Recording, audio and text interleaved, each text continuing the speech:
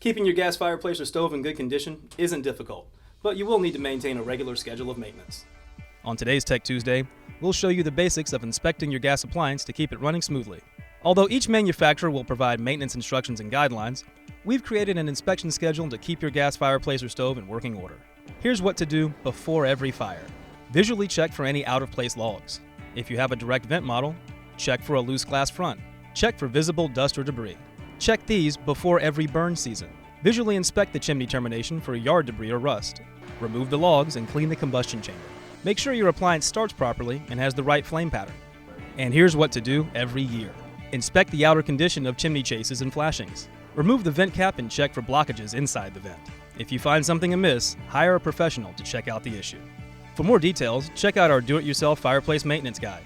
And for help selecting venting components or maintenance supplies, our NFI certified specialists are just a phone call or email away.